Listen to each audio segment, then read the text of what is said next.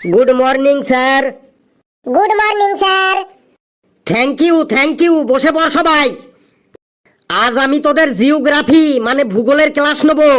এই লেবু, তুই দাঁড়া, তুই বল সোনা কোথায় পাওয়া যায়? স্যার, সোনা সোনার দোকানে পাওয়া যায়। ভুল, আমি বলতে চাইছি সোনা কোথায় পাওয়া যায়, ওই সোনার দোকানে সোনাটা কোথা থেকে আসে? সোনার দোকানের সোনাটো সোনার ব্যবসায়ীদের কাছ থেকে আসে, মানে সোনার পাইকারদের কাছ থেকে আসে।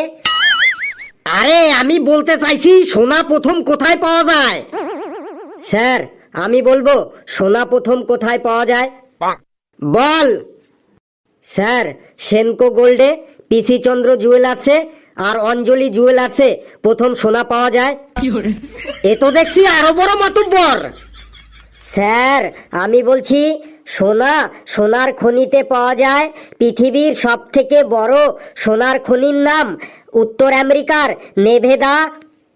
একদম ঠিক বলেছিস হাবলু, তুই বস। ঘেটু আর লেবু দাঁড়িয়ে থাক। স্যার, আমিও তো ঠিক বলেছি, সোনা সোনার দোকানেও তো পাওয়া যায় বটে। সোনা প্রথম সোনার দোকানে পাওয়া যায়, তাহলে এরপর আমি যদি বলি চা কোথায় পাওয়া যায়, তুই বলবি চায়ের দোকানে। যদি বলি ডিম কোথায় পাওয়া যায়, তুই বলবি ডিমের দোকানে। যদি বলি দুধ কোথায় পাওয়া যায়, তুই বলবি দুধের দোকানে। তোকে দাঁড়াতে বলেছি, দাঁড়িয়ে থাক, না হলে কিন্তু তোকে মুরগি বানিয়ে গোটা স্কুলটাতে পাই পাই করে ঘোরাবো।